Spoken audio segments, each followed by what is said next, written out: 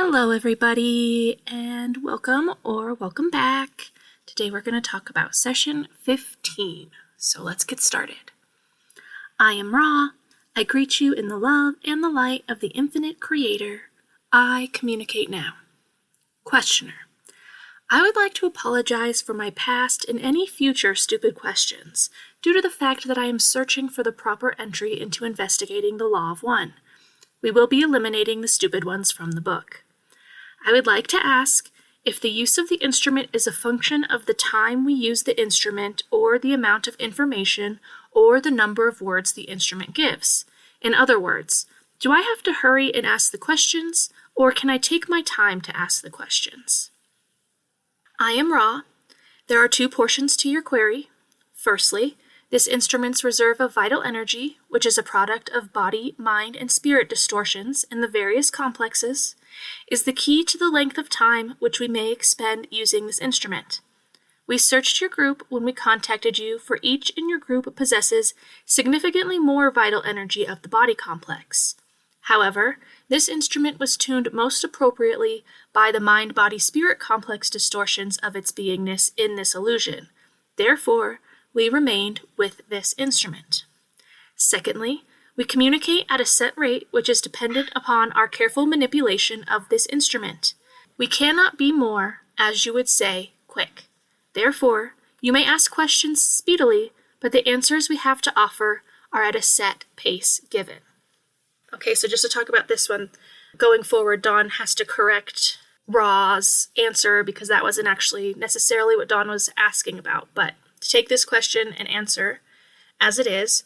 Firstly, I think by now most people who are listening and have gotten this far know that the first printing of the books did have a lot of omitted questions and answers based on Dawn's personal opinion about whether they were irrelevant or unhelpful or distracting to the overall message that Ra was trying to offer to us about the Law of One. And here, then Dawn is asking, how does it work? Do I need to speed up my questioning? If I speed up my questions, will I get to ask more questions? That's really what Dawn is asking here. And Ra's answer is about how the function of time that they're able to use the instrument is based upon her vital energy. That fluctuates. And Dawn and Jim both had more vital energy of the body complex than Carla did. But her mind, body, spirit were tuned all together in a way that became more useful to maintaining the contact. So Ross says that the vital energy is a product of body, mind, and spirit distortions in the various complexes. They mention in this list body first, so it is predominantly a function of physical energy, but it's kind of always been my understanding of vital energy based on all of the stuff that Ross says altogether about vital energy, is that it's something that you gain via using the mind-body-spirit complex in a harmonious way that seeks the creator, essentially. So, one of the most important things for Carla, for her vital energy levels, was being able to sing in her church choirs, in the various choirs that she was in for her church. She loved singing worship and praise music. She was a very adept vocalist, so this was a way that she used her mind and her body and her spirit all in one configuration to seek the creator.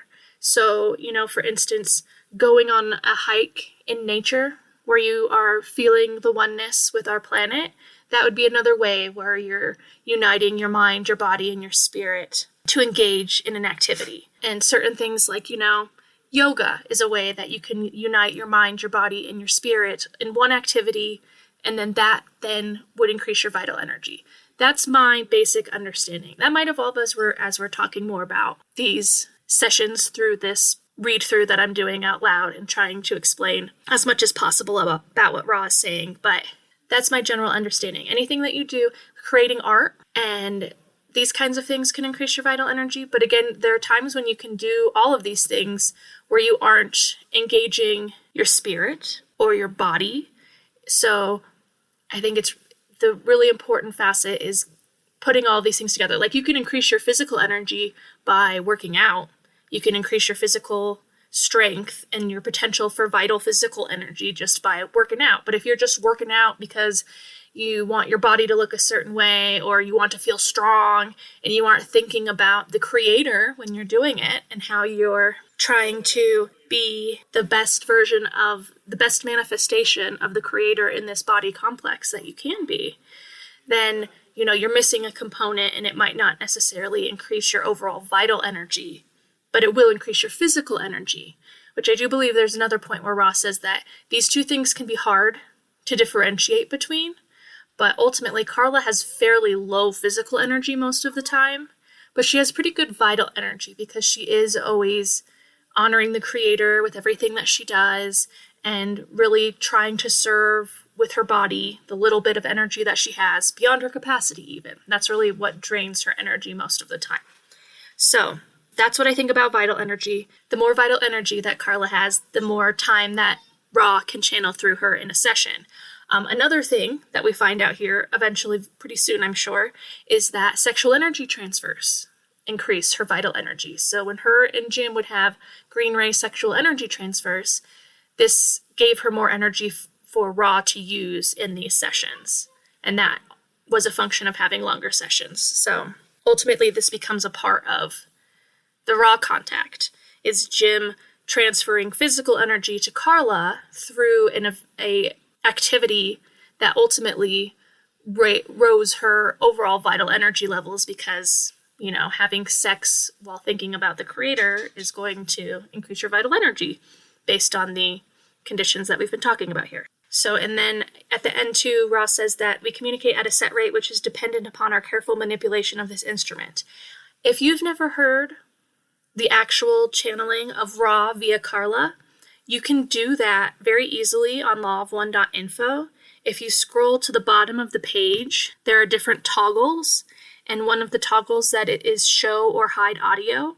And next to each question and answer, there will be a little play button, a little triangle play button, and you can hit that button to hear the actual audio.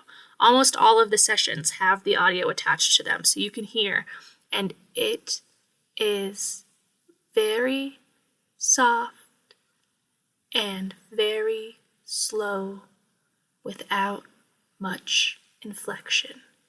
And so if you're curious about that, that's how you can hear that. And that's what they're commenting on at the second part, that they can't speak faster. They can't communicate more quickly. So that's something that Dawn can't ask them to do. So in the next question, Dawn asks, this isn't exactly what I meant. If it takes me, say, 45 minutes to ask my questions, does that give the instrument only 15 minutes to answer rather than an hour? Or would we run over an hour and the instrument could answer for more? I am Ra. The energy required for this contact is entered into this instrument by a function of time. Therefore, the time is the factor as we understand your query. Questioner, then I should ask my questions rapidly so that I do not reduce the time. Is this correct? I am Ra. You shall do as you deem fit. However, we may suggest that to obtain the answers you require may mean that you invest some of what you experience as time. Although you lose the answer time, you gain thereby in the specificity of the answer, as many times in the past we have needed clarification of hastily phrased questions. So yes, here Ra's saying that based on the vital energy that Carla has, there is a set amount of time that they can be in her body using it, whether it's listening to Dawn's questions or giving an answer. So Dawn is trying to figure out if he should just ask his questions more quickly, and Ross says, if you think that will help, but our opinion is that if you spend a little bit more time thinking about a proper question and how to phrase it, that you might get a more specific answer versus having throwaway questions in each session where we have to say, can you repeat this question? Can you phrase it another way? We can't answer that, Your mind complex doesn't match the words that are coming out of your mouth, like they said the one time. So that's how all of that is working. Ra comes into Carla's body based on her vital energy. They can be there for a set amount of time, and then at some point her vital energy runs out and they have to leave. So 15.4, Dawn asks, thank you. The first question is, why does rapid aging occur on this planet? I am Ra.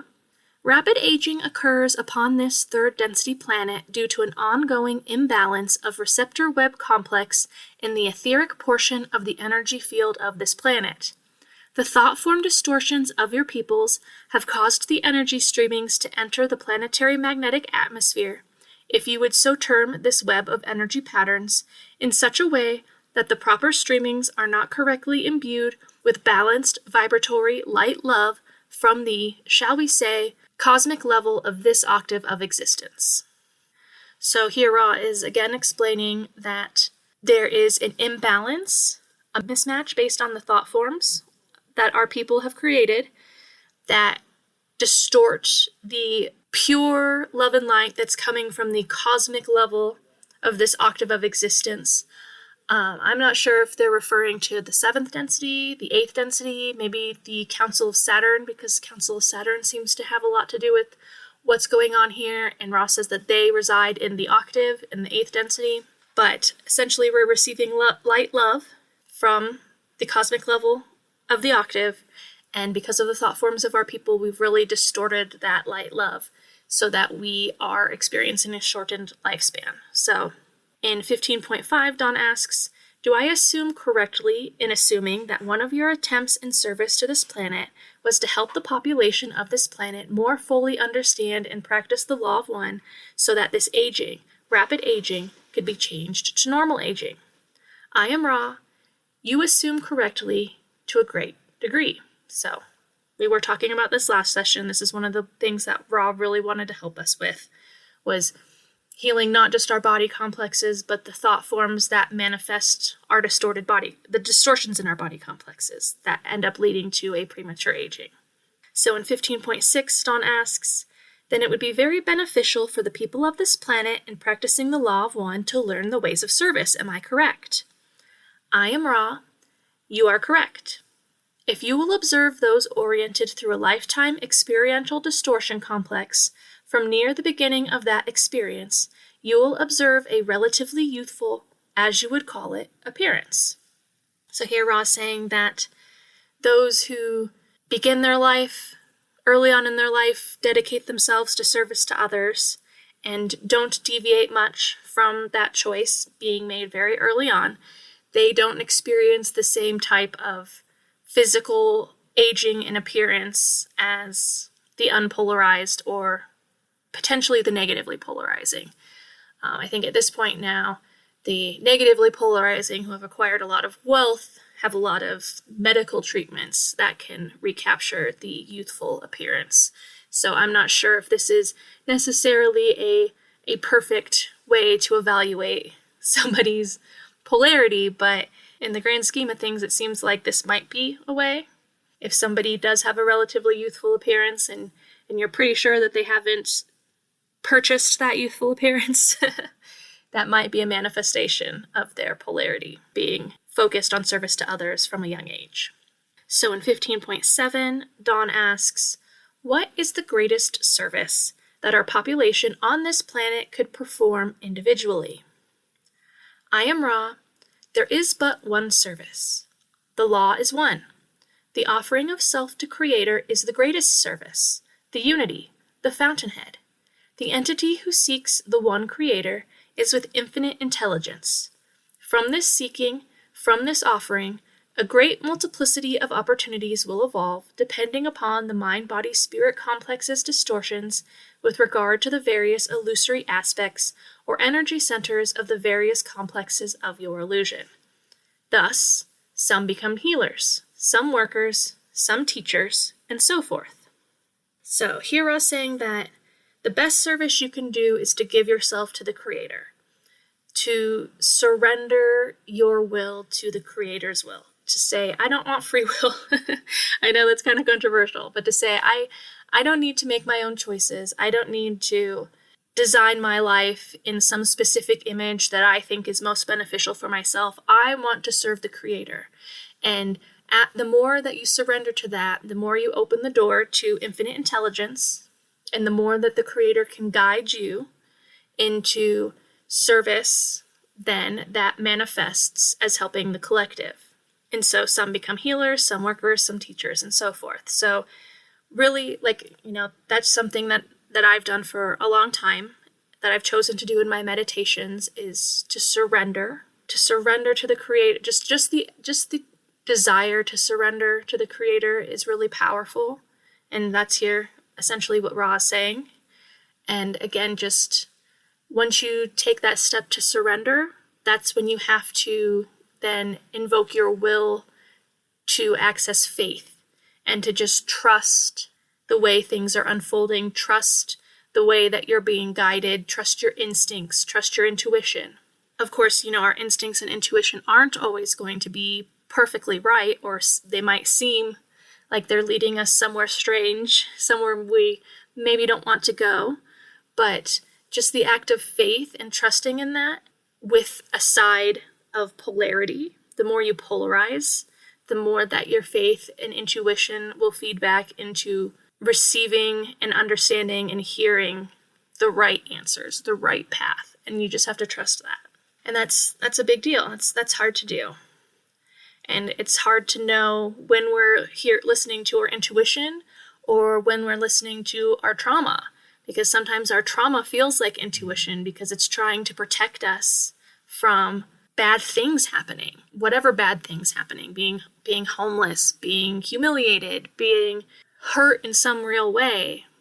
But when you offer yourself to the Creator, you have to understand that you're an instrument then of the Creator.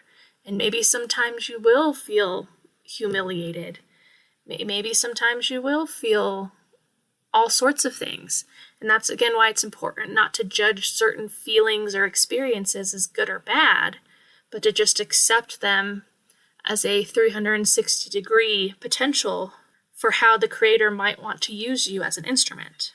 So, in 15.8, Dawn asks, if an entity were perfectly balanced on this planet with respect to the law of one, would he undergo the aging process? I am Ra.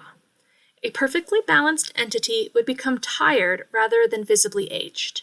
The lessons being learned, the entity would depart.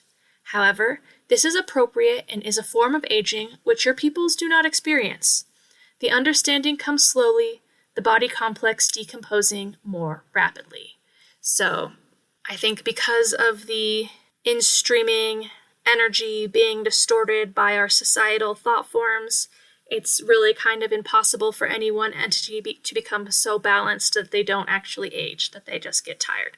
That is possible. I'm pretty sure Ra describes that as what happens in fourth density.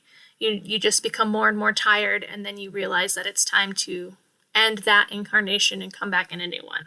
But here, on our planet, understanding comes slowly, and the body complex decomposes rapidly. That's what we're doing here, unfortunately. So, in 15.9, Dawn asks, can you tell me a little bit about the definition of the word balancing as we are using it? I am Ra. Picture, if you will, the one infinite. You have no picture.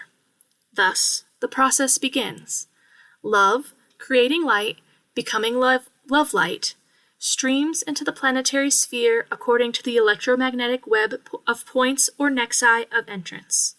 These streamings are then available to the individual who, like the planet, is a web of electromagnetic energy fields with points or nexi of entrance. In a balanced individual, each energy center is balanced and functioning brightly and fully. The blockages of your planetary sphere cause some distortion of intelligent energy. The blockages of the mind-body-spirit complex further distort or unbalance this energy. There is one energy. It may be understood as love-light or light-love or intelligent energy. So here Ra's saying that balancing in and of itself is a creative act. It's just an expression of the Creator trying to undistort the distortions created by the planetary complex and our personal body complex. And we each have our own set of distortions that are reactive to the distortions of the planetary complex. And the more that we understand and work with our energy body, the more we can hopefully begin to undistort that energy so that it is reaching us in its most purified state of love, light, light, love, intelligent energy. So that's part of our free will, so we all get to choose whether to react to the distorted energies that are reaching us, or if we're going to try to do work to undistort that energy so that we aren't so reactive to those distortions in our own bodies. And it's also just my understanding, it might be a good place to start talking about this because somebody in my Discord asked to describe why Ra uses two words in this way: love light or light love, time space or space time, teach learning and learn teaching. Here they use love light first because that is the first energy. Essentially, the first distortion is free will, the second is love, the third is light. So free will acts upon love, and that's what they're talking about here. It's our free will choice for how we react to the energy of love. And then love is the energy that causes light to form into a manifestation. So free will acts on love, love acts on light, and then that is what creates the physical reality, and that is then intelligent energy. So love light is the act of using the motivator of love to form light, and light love is the act of light then directing love. And that's why we have fourth, fifth, sixth density, fourth being love, fifth being light, sixth being love, light, light, love. Balancing those two energies, understanding the motivating force of love and how it forms light, and how those two things consistently feed back into a greater understanding of that feedback. So when we talk about, say, space-time and time-space, in that case, it's essentially Ra seeing space and time as one thing, or we see space and time as two very separate things. So when they say space-time, they mean physical locus. They mean space, essentially, the location in space. When they say time-space, they're talking about the temporal properties of the place that we are right now. Again, for them, those two things are not separate because time isn't linear and space isn't how we experience space. But when they say space-time, they're talking about physical reality. When they say time-space, they're talking about temporal reality. Now, with teach learning and learn teaching, I had read a quote recently that actually talked pretty well about this, and it was about how when you're teach learning, when you've taken on the active role as a teacher, you are also learning, because the people who want to teach are inherently people who love to learn. So by teaching, you're still engaging in the passive process of learning. Whereas when you're learning, when you're in the active process of learning, the important aspect then of that learning is to embody that. And then when you embody that learning, by default, you are passively teaching others via your altered vibration of what you have learned. So again, when they talk about teach learning, they're mostly talking about teaching, but when you're teaching, you're also automatically learning.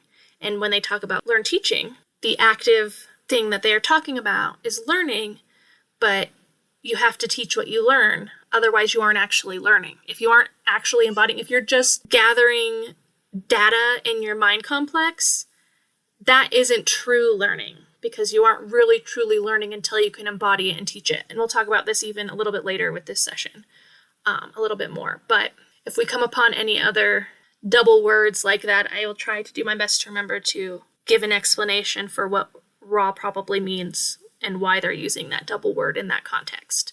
So, love light would be an action taken where love is the dominant force. Light love would be an action taken where light is the dominant force, light also being congruent with wisdom. And, some beings are more balanced with love, and some beings are balanced towards love, and some beings are balanced towards wisdom. And we incarnate from sixth density as wanderers with specific programming so that we can try to balance ourselves in the other direction. And I will try to remember, because there's a bit about at the end of this session about the group of three, so I will try to talk about that again here at the end when we talk about the three and how they are wanderers. But next one is 15.10, Am I correct in assuming that one of the blockages of a mind-body-spirit complex might be due to an imbalance of, shall we say, ego? And this could be balanced using, say, a worthiness/unworthiness balance. I am Ra. This is incorrect. Questioner. Can you tell me how to balance the ego? I am Ra. We cannot work with this concept as it is misapplied and understanding cannot come from it. So essentially, I think the core of the ego resides in the yellow ray, but the general collective understanding of what an ego is, as far as like an imbalanced personality in some way, isn't workable for Ra. They don't want to work with that concept because they'd rather just talk about the chakras as they are and those types of the balancing you can do with the chakras and not with these names for nebulous concepts that we've given and then distorted into a strung out type of understanding. So in 15.12, Dawn asks, how does an individual go about balancing himself? What is the first step? So in this follow-up question, it's pretty long. Ra's going to go through all of the chakras. So I'm going to stop after each paragraph and talk about each energy center after Ra does and kind of expand upon it. So, I am Ra. The steps are only one. That is, an understanding of the energy centers which make up the mind-body-spirit complex. This understanding may be briefly summarized as follows. The first balancing is of the Malkuth, or Earth, vibratory energy complex called the red ray complex. An understanding and acceptance of this energy is fundamental. So, at another point in the future, Ra talks about how the energy centers must be cleared in order, right? The energy comes in through the red ray. That's the first place it hits. Then it goes to orange, then it goes to the yellow, and it keeps going until it's blocked off at some point in a person's energy body. So the first energy center is the red ray. And this energy center receives energy from the earth. It receives all of its potential experience from the earth energy, feeding energy into it. So it's really important to understand and accept that red ray because the earth experience is really hard. And I think it's not a super common distortion to say, wake up every single morning just full of vital energy and excited for all the things that you have to do during the day. You know, there's the idea that you can refrain, oh, I don't have to do this, I get to do this. And that can kind of help your mind complex accept the chores of living a life in a third density body complex on a chaotic planet with all sorts of obligations and burdens that need to be done every single day to just maintain our physical bodies, even just like that little portion of our experience.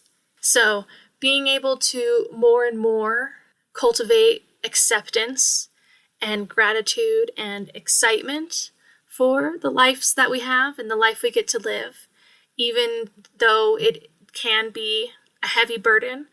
Whenever we have any sort of rejection of that experience, we're pinching off the red ray a little bit.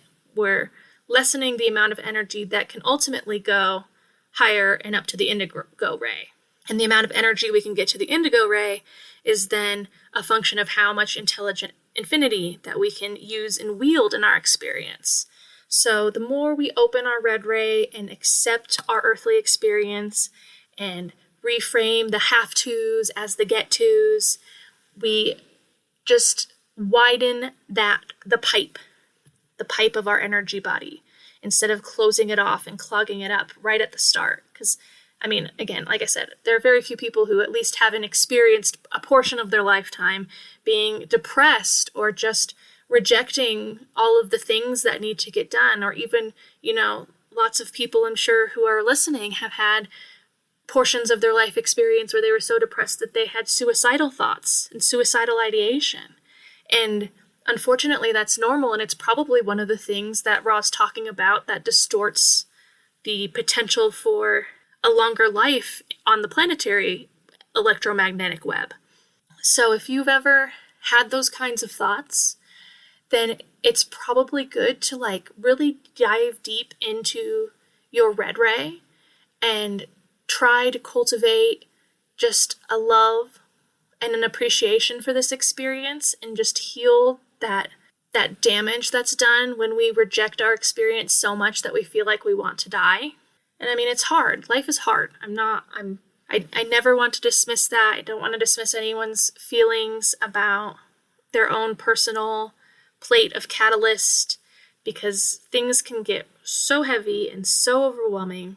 But the more that you can work with understanding that entrance of energy through the red ray, again, the more energy that you can have to ultimately go higher and higher in your energy body, and therefore have just a little bit more control over the direction of how your day-to-day experience unfolds. And I wrote something that's kind of an introduction, essentially, to the energy body. I will go ahead and link it in the description here. But another thing I talk about in regards to the red ray is, many, if not most of us, take some sort of chemicals that alter the way we perceive reality, whether it's caffeine or having alcohol or marijuana or, prescription drugs that help us cope with our reality. I think that's very normal.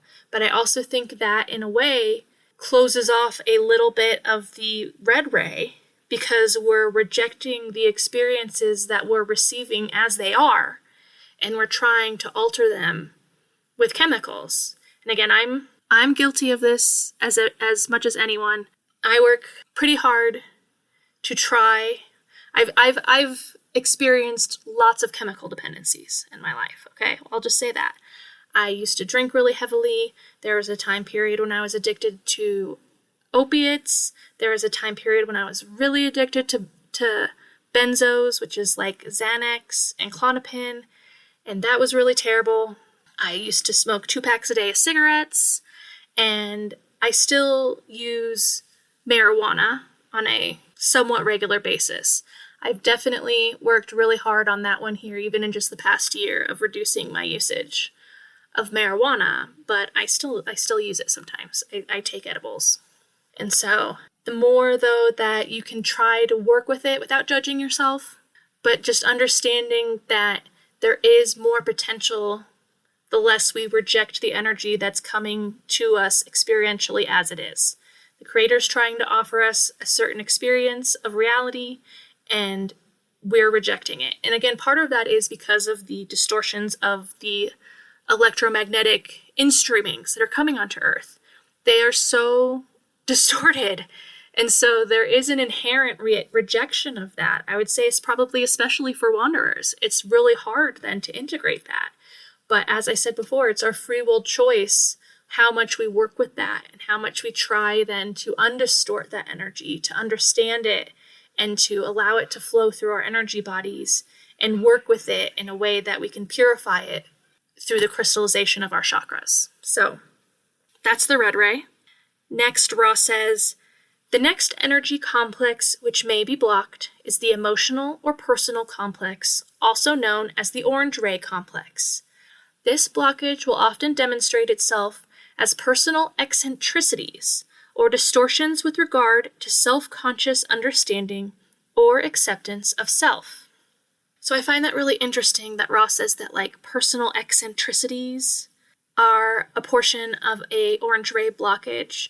So I think if you ever feel yourself trying to control your personality, trying to control how you come off to other people, if you're trying to make yourself cuter or smaller or bigger and appear stronger and more dominant, these things are potential clues that there might be orange ray blockages where you're not really accepting who you are and how another person might relate to you just from the natural essence of your true being.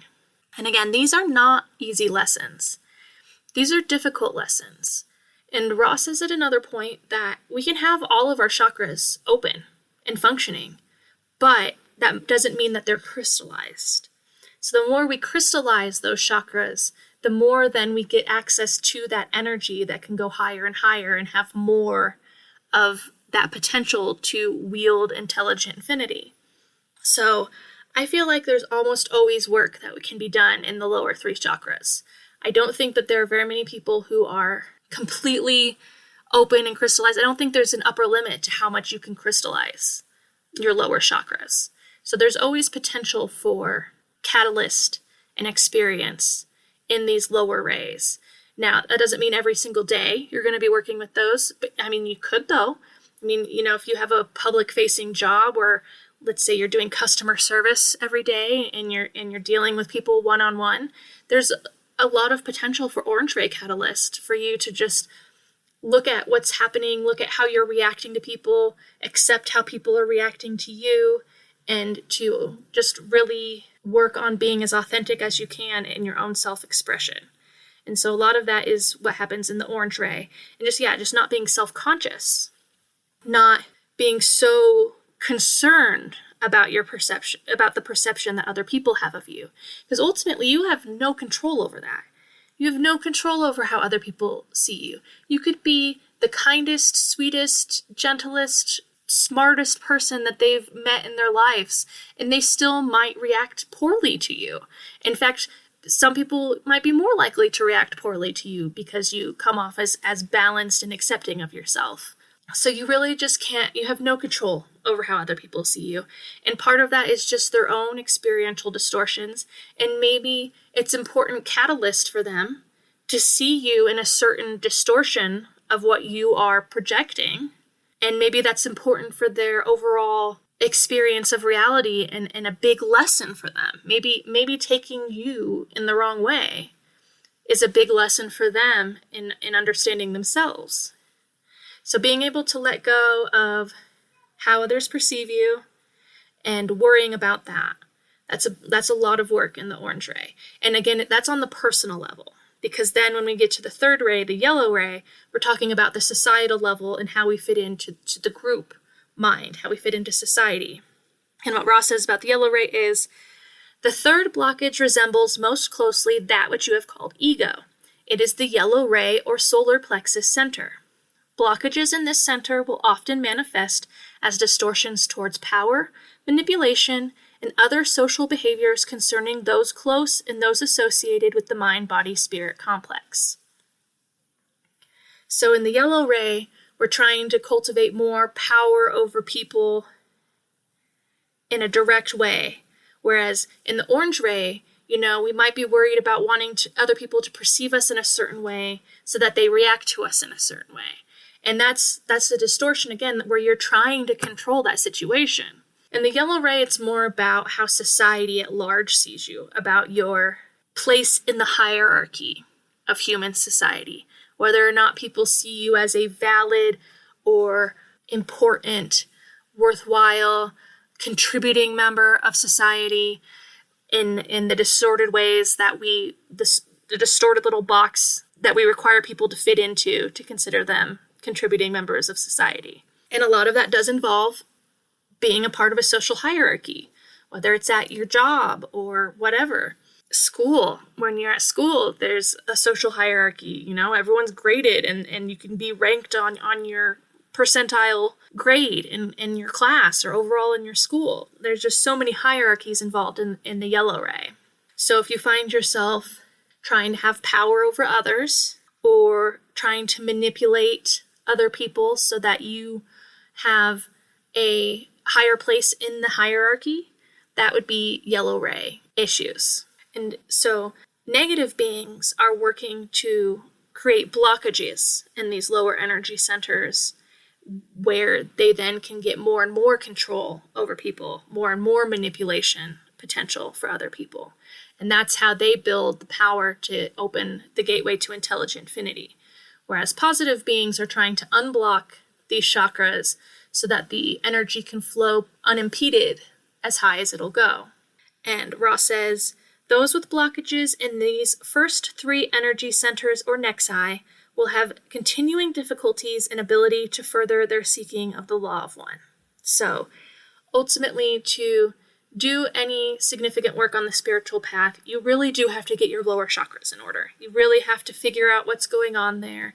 You have to do a lot of work in acceptance of yourself, accepting how other people see you, accepting, again, then too, how you see other people, to not put judgment on other people, to not put people below you in the hierarchy of humans, to try to negate any potential hierarchy, and just to see everyone as people. Because once we're in the fourth density and we have a social memory complex, there isn't a hierarchy.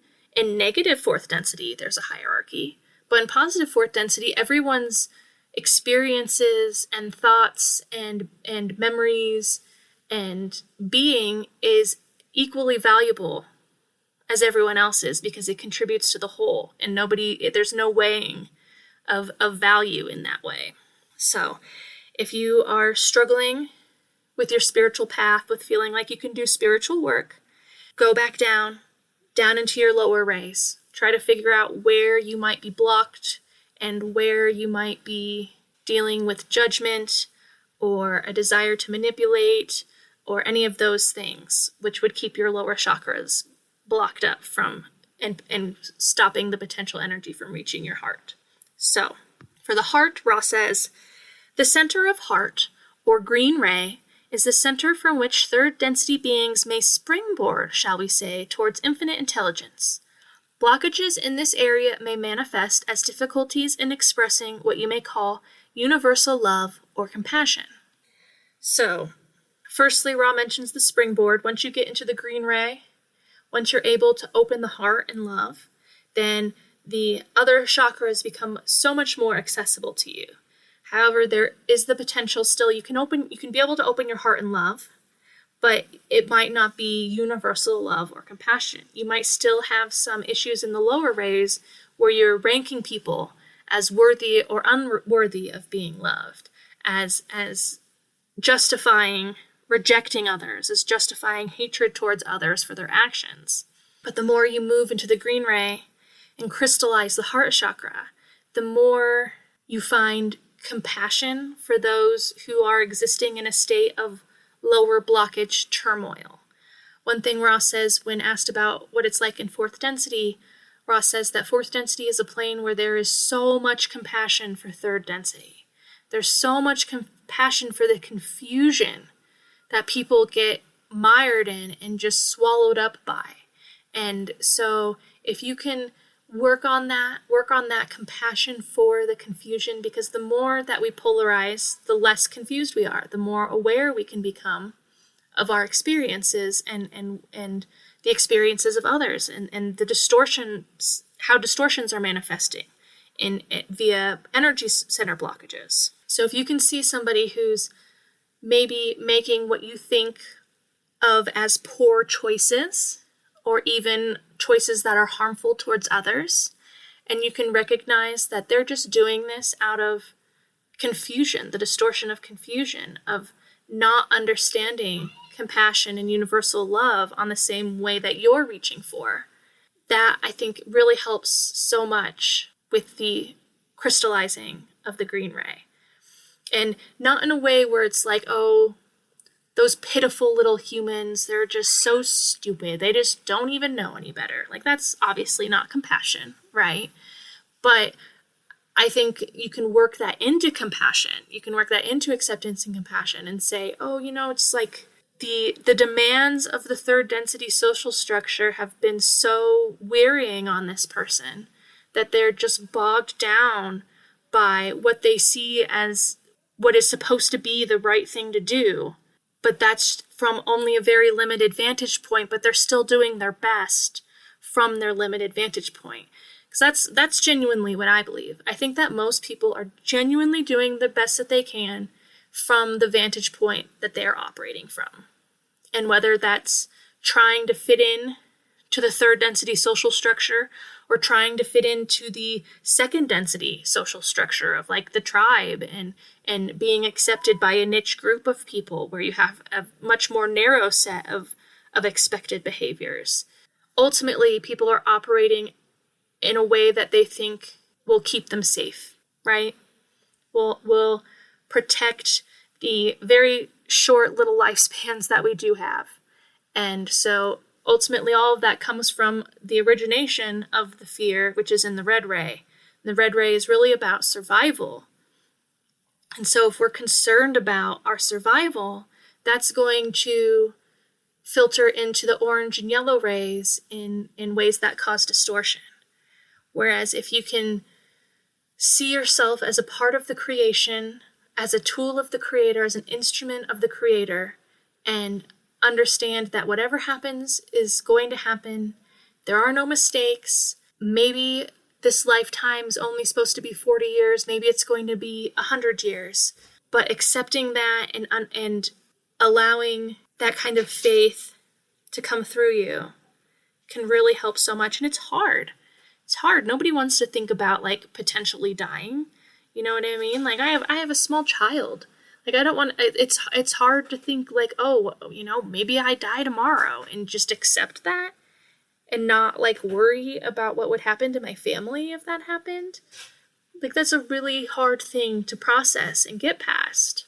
But the more you meditate, the more you practice an awareness of the creator, the more you really can grasp and understand that death is just a transition. And when we die, we really do, for the most part, we can. Most beings do just let go of what's going on in this lifetime and just go forward.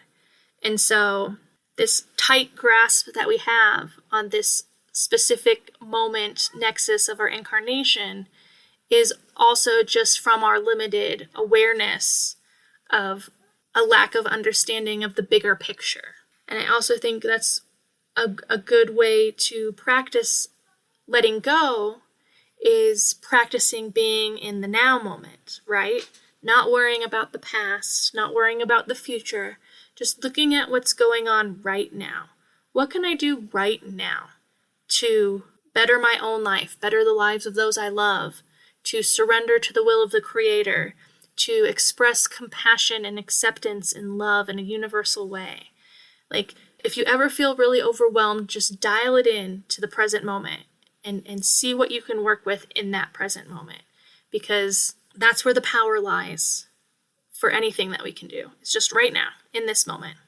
So, the next is the blue ray, and Ra says, the blue ray center of energy streaming is the center which, for the first time, is outgoing as well as inpouring. Those blocked in this area may have difficulty in grasping the spirit/mind complexes of its own entity, and further difficulty in expressing such understandings of self. Entities blocked in this area may have difficulties in accepting communication from other mind, body, spirit complexes. So, blue ray is the first, which is outpouring as well as inpouring. The more that you work with unblocking the blue ray, the more that you are able to become a co-creator, the more you are able to send your energy outwards and to create more of the experience that you desire. The blue ray is associated with wisdom, and wisdom is associated with manifestation and the physical reality. When we look at the archetypal mind, wisdom is the potentiator of the body. So the ways that we wield wisdom in the blue ray have a direct effect on how our world is created around us. So you may have your heart open and you may be working in the blue ray, but ways to tell if your blue ray is blocked is if you are confused sometimes about your mind, how your mind and your spirit are integrating with each other, or if you feel like you say things and nobody understands you, or you feel like other people will talk to you and you don't understand them. The blue ray is really about that level of communication where it goes beyond words and really becomes a transfer of energy, which you either accept or you reject. And so if you find yourself able to speak clearly in a way that other people can understand and gain understanding from, even if sometimes you might feel like you're rambling. Sometimes intrusive thoughts come in that say, Jade, you're just rambling. Nobody's going to get what you're saying. But somehow people still do seem to grasp on some level, on some energetic level, what you're saying, regardless of the words that are coming out. And I think it manifests in negative beings in a way where sometimes you see like negative gurus and they'll just talk and talk and talk, and it's word salad, right?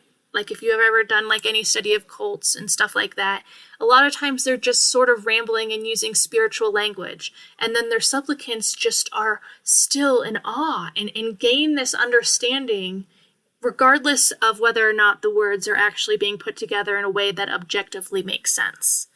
And I think people who are really open and receptive can mold words into a way that makes sense for them.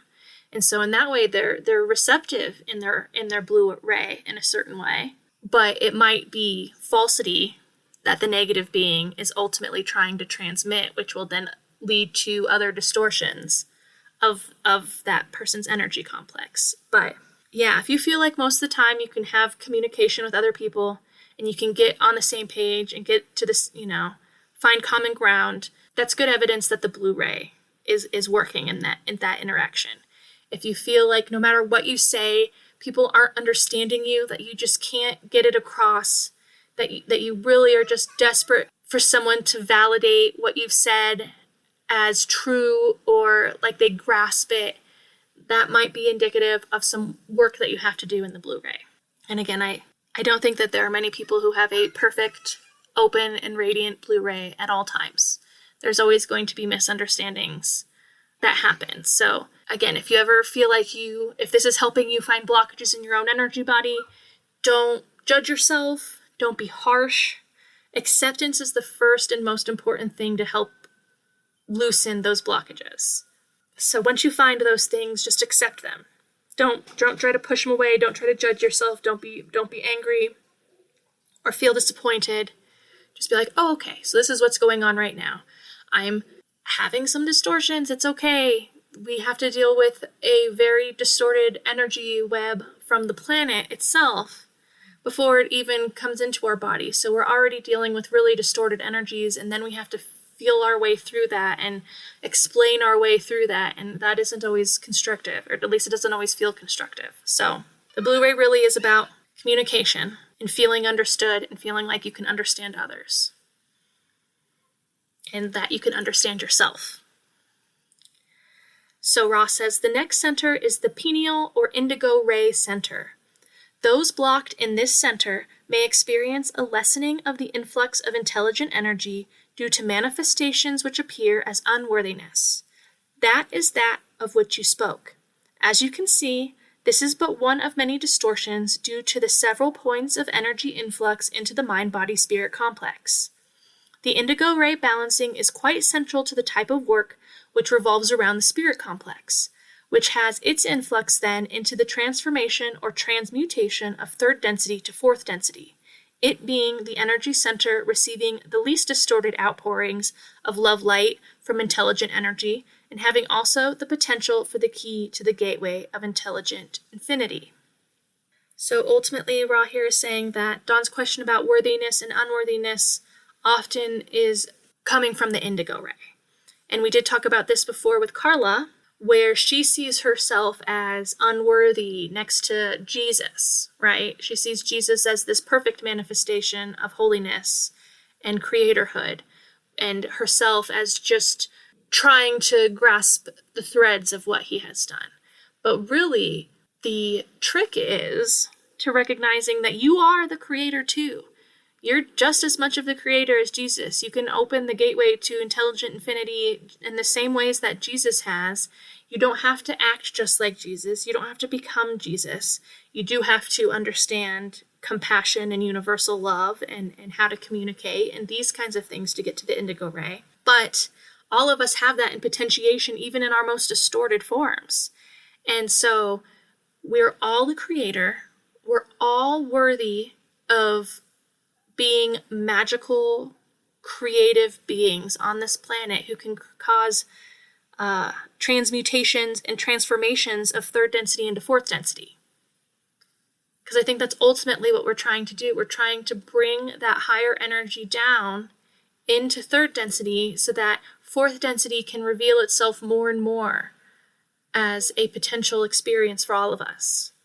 So once you can have the indigo ray opened to some level, you're getting the least distorted energies of love, light, and intelligent energy coming into your body.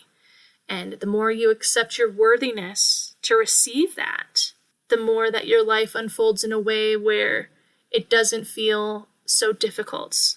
And again, Ra has said before that if you have bodily distortions, that can come from any blockage in any chakra, but ultimately it's the indigo ray. And once you can get up into the indigo ray, have a mostly balanced energy body and the beginnings of an unblocked indigo ray, that's when you start to heal yourself. That's when you can become a less distorted in the physical sense.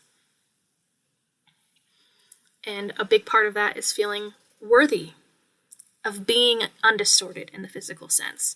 Because so often we're judging ourselves, or we're putting cause and effect, like, oh, I did this, so I deserve this, and in a negative sense, right? And that's, the more we can get rid of those thoughts, the more we can open the indigo ray. So the final energy center is the violet ray, and Ra says, the remaining center of energy influx is simply the total expression of the entity's vibratory complex of mind, body, and spirit.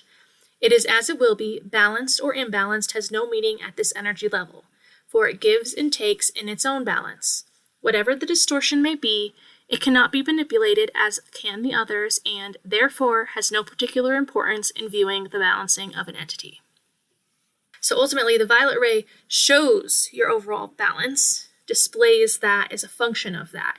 You can't directly work with the violet ray.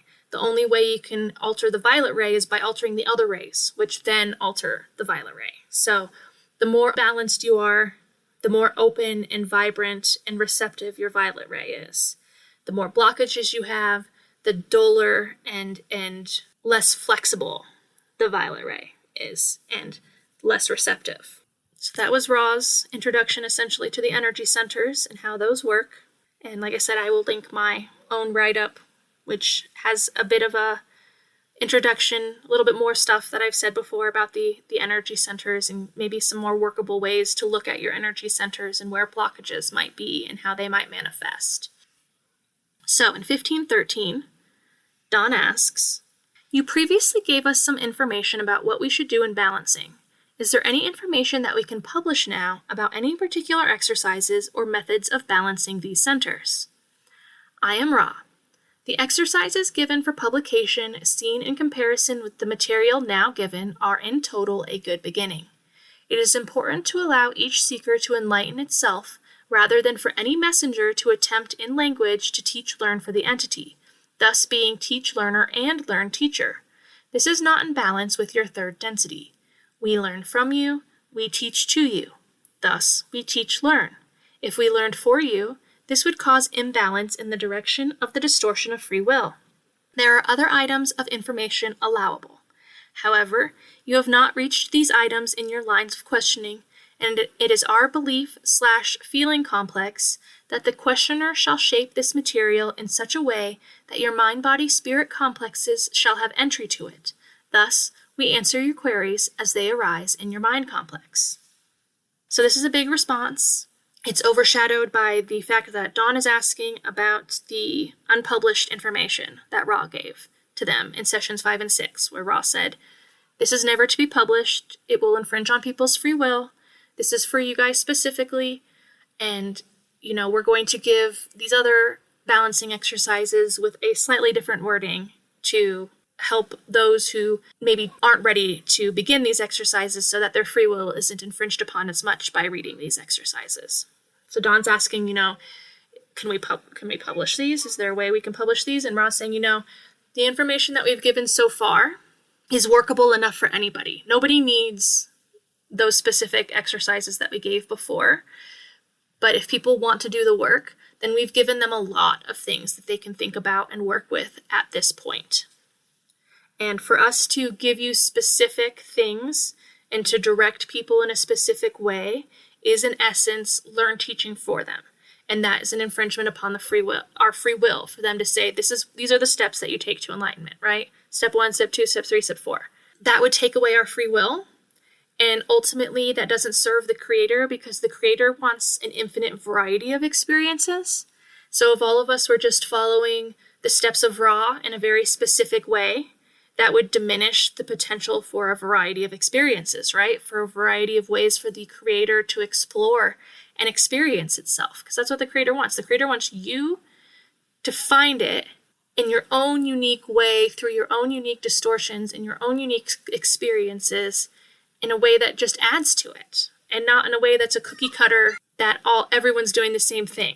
And so if a messenger like Ra were to come down and say, this is how you do it, and people look up to this messenger and say, wow, this is a messenger from beyond. They have all the answers. Let's go ahead and do exactly what they tell us. That would be infringing upon our free will. That would be learned teaching for us. And they don't want to do that. The whole point is inspiring us to do the work on our own, through our own lens, with our own steps towards seeking the creator. So inspiring us to seek the answers within us, versus just handing us the cheat sheet, right?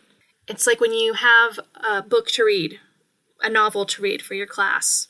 If everyone just read the Cliff's Notes of the book that they were supposed to read, everyone would have the same rote understanding of that book. Okay, this person did this, and this person represented this, and this person, whatever. But when you read a whole novel for yourself and you process it through your own experiences and the nuance of the language that the author uses, that becomes a unique experience. Each person reading that book, it's a unique experience for them. Whereas again, just reading a short summary of events and symbolism, nobody's creating anything new.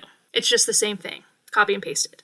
And so also Ra here is saying that they trust Dawn to ask questions in a way that will make this accessible to everybody. And honestly, Dawn is amazing at that, right? The fact that we have any grasp on this, that there's any coherence to the questions being asked, and that it's carefully built upon itself. Dawn has done a really excellent job at this. He really did have the skills to ask the right series of questions most of the time. So thank you to Dawn for all your hard work in helping create this material for us. So in 15.14, Dawn asks, yesterday you stated the harvest is now. There is not at this time any reason to include efforts upon these distortions towards longevity, but rather to encourage distortions towards the heart of self. For this which resides clearly in the violet ray energy field will determine the harvest of each mind-body-spirit complex. Could you tell us how to seek, or the best way to seek the heart of self? I am Ra. We have given you this information in several wordings. However, we can only say the material for your understanding is the self, the mind-body-spirit complex. You have been given information upon healing, as you call this distortion. This information may be seen in a more general context as ways to understand the self. The understanding, experiencing, accepting, and merging of self and with other self, and finally with the Creator, is the path to the heart of self. In each infinitesimal part of yourself resides the one in all of its power. Therefore, we can only encourage these lines of contemplation, always stating the prerequisite of meditation, contemplation, or prayer as a means of subjectively/objectively using or combining various understandings to enhance the seeking process. Without such a method of reversing the analytical process, one could not integrate into unity the many understandings gained in such seeking. So, after Ross says, we don't want to direct you, Dawn then asks, could you tell us the best way to seek ourselves? And Ross says, we've given you lots of information. We've given you lots of clues, lots of hints. Ultimately, you have to go within. And a phrase that I've already said before, because I think it's really evocative, is Ross says you have to reverse the analytical process. And the best way to do that really is meditation or contemplation. I think both. I think all three, meditation, contemplation, and prayer, are all very important and helpful things to engage in that reverse the analytical process. Whereas if you're just gathering data inside your mind and collecting all of it in there, again, if you're not reversing the analytical process, you're not actually learned teaching. You're not actually integrating those teachings into your body and your spirit in a way that can then go forth and alter the reality that you're experiencing. Because that's the whole point, is to slowly transform what is into what could be, into what we want. And so ultimately, Ross says, merge self with self, merge self with other self, and then merge all of that with the Creator. And those are the steps that we go through to raise our vibration, to expand our awareness, and to ultimately gain access to the gateway to intelligent infinity. But reversing the analytical process, super important. You can't just read books all day long and never sit back and allow that information to sink in a deeper way. You have to spend at least as much time in the reverse of the analytical process as you do engaging in the analytical process, I think. So, 15.15, Dawn asks, I don't mean to ask the same question twice, but there are some areas I consider so important that greater understanding may be obtained by possible restatement in other words. I thank you very much for your patience. Yesterday, you also mentioned that when there was no harvest at the end of the last 25,000-year period, there were harvestable entities who shall choose the manner of their entrance into the fourth density. Can you tell me what you mean by how they will choose the manner of their entrance into the fourth density? I am Ra. These shepherds, or as some have called them, the elder race, shall choose the time-space of their leaving. They are unlikely to leave until their other selves are harvestable also. So again, this is what Ra said before, but here they're giving them a proper name as the elder race. They get to choose whenever they want to leave, but they're probably going to stay until others are harvestable. And so Dawn asks, what do you mean by their other selves being harvestable? I am Ra. The other selves with whom these beings are concerned are those which did not attain harvest during the second major cycle. So the beings who were with them on Earth during that second cycle that did not reach harvest, those are the ones that they're most concerned about, helping those beings come into harvestable vibrations. Dawn asks, could you tell me just a small amount of the history of what you call the elder race? I am Ra. The question is unclear. Please restate. Questioner. I ask this because I've heard about the elder race before in a book, Road in the Sky by George Hunt Williamson, and I was wondering if this elder race was the same that he talked about. I am Ra. The question now resolves itself, for we have spoken previously of the manner of decision-making which caused these entities to remain here upon the closing of the second major cycle of your current master cycle. There are some distortions in the descriptions of the one known as Mikkel. However, these distortions have primarily to do with the fact that these entities are not a social memory complex, but rather a group of mind-body-spirit complexes dedicated to service. These entities work together, but are not completely unified. Thus, they do not completely see each other's thoughts, feelings, and motives. However, their desire is to serve the fourth dimensional type of desire, thus melding them into what you may call a brotherhood. And just for the final one here real quick, Dawn asks in 1519, why do you call them the elder race? I am Ra. We called them thusly to acquaint you, the questioner, with their identity as it is understood by your mind complex distortion. So here Ra refers to the unharvested beings of the second cycle as the elder race because Dawn has read this book, Road in the Sky by George Hunt Williamson, that talks about the elder race in a way that is mostly undistorted, but it is the same beings as the ones who were harvested in the second cycle. So that's why they mention the elder race, because Dawn would then have a wider grasp of this group of beings that they're talking about. And so here Ra is saying that they are not a social memory complex, so they aren't a completely unified group of beings, but they are working together with a fourth density desire. So they have a quote-unquote brotherhood, but the distortions of what was transmitted to George Hunt Williamson come from that lack of perfect cohesion in being a social memory complex and having complete access to each other.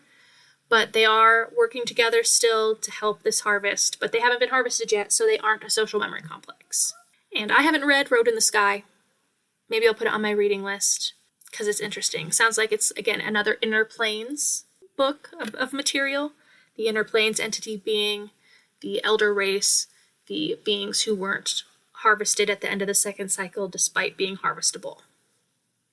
So in 15.20, Dawn asks, are there any wanderers with these elder race or not? I am Ra. These are planetary entities harvested. Wanderers only in the sense that they chose in fourth density love to immediately reincarnate in third density rather than proceeding towards fourth density. This causes them to be wanderers of a type, wanderers who have never left the earth plane because of their free will rather than because of their vibrational level. So here Ra is saying that they aren't technically wanderers because technically wanderers are beings from another planetary sphere who come and incarnate on Earth to help with the harvest, but these are beings who have always been a part of the Earth and just didn't move forward into fourth density and instead chose to stay in third density to help with the harvest. And they chose of their own free will to stay in third density. They weren't stuck here because of their lack of vibrational level to choose to leave. So in 15.21, Dawn asks, well, in yesterday's material you stated, we offer the law of one, the solving of paradoxes. You also mentioned earlier that the first paradox, or the first distortion I meant, was the distortion of free will. Could you tell me if there's a sequence? Is there a first, second, third, fourth distortion of the law of one? I am Ra. Only up to a very short point. After this point, the manyness of distortions are equal one to another. The first distortion, free will, finds focus. This is the second distortion known to you as logos, the creative principle, or love. This intelligent energy thus creates a distortion known as light. From these three distortions come many, many hierarchies of distortions, each having its own paradoxes to be synthesized, no one being more important than the other. So it's like I was saying earlier, the first distortion, free will, focuses itself. That focus then becomes known as love, which is manifested as the logos. And then that distortion creates light, which is the physical manifestation. And then after that, there are other distortions, but they aren't in a sequential order where free will acts on love, acts on light. Instead, there's lots of different paradoxes to be synthesized, Ra says. So in 15.22, Dawn asks, you said you offered the law of one, which is the balancing of love-light and light-love. Is there any difference between love-light and light-love? I am Ra. This will be the final question of this time-space. There is the same difference between love-light and light-love as there is between teach-learning and learn-teaching. Love-light is the enabler, the power, the energy giver. Light-love is the manifestation which occurs when light has been impressed with love. So, love-light is more intelligent infinity, I believe. I believe this is what they're saying. Love-light is intelligent infinity. Light-love is intelligent energy. So, love-light is the potential and what can be manifest, and light-love is what then becomes manifest when light has been impressed with love. In 15.23, Dawn asks, is there anything we can do to make the instrument more comfortable? And can we have another session today? I am Ra. This instrument requires a certain amount of manipulation of the physical or body complex due to a stiffness. Other than this, all is well, the energy is being balanced. There is a slight distortion in the mental energy of this instrument due to concern for a loved one, as you call it. This is only slightly lowering the vital energies of the instrument. Given a manipulation, the instrument will be well for another working. Questioner. By manipulation, do you mean she should go for a walk, or we should rub her back? I am Ra. We meant the latter. The understanding must be added that this manipulation be done by one in harmony with the entity.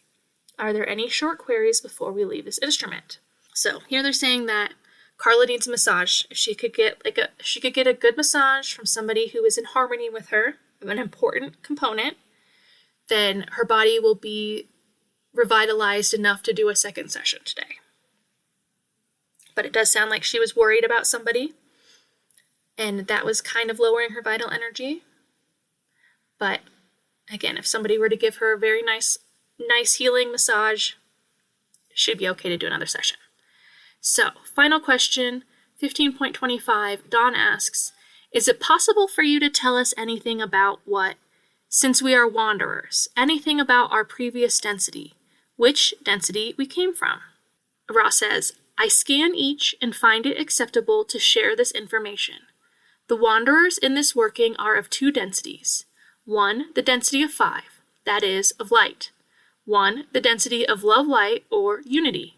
To express the identity of which came from which density, we observe to be an infringement upon the free will of each. Therefore, we state simply the two densities, both of which are harmoniously oriented towards work together. I am Ra. I leave you in the love and the light of the infinite Creator. Go forth then, rejoicing in the power and the peace of the one Creator, Adonai. So, here Ra is saying that the three in the group span two densities of experience. One of those densities is the 5th density. One of those densities is the 6th density.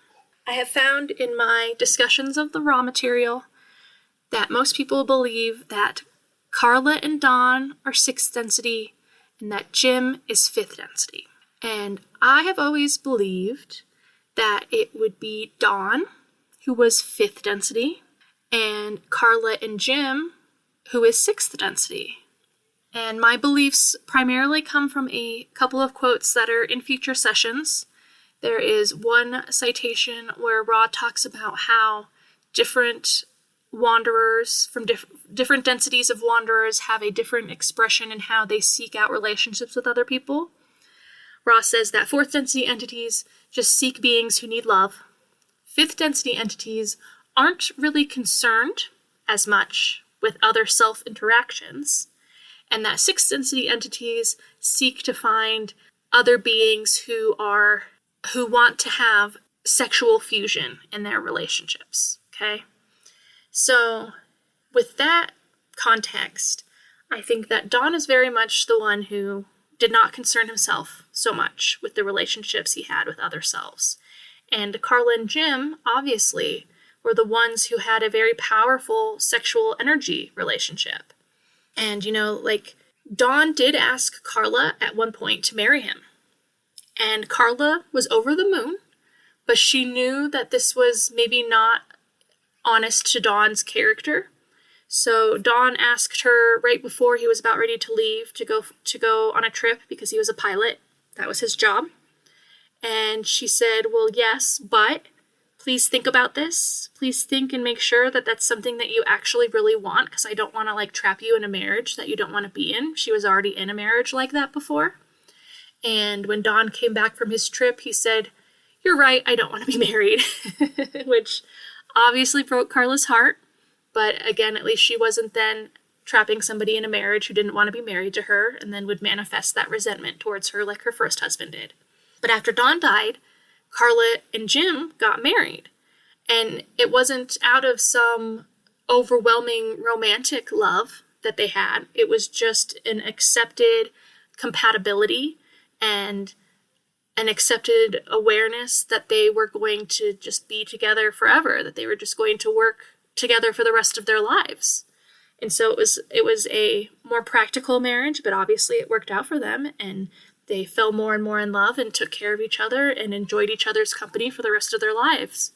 And, for the rest of Carla's life. So I think Dawn is the one who's much more oriented towards wisdom.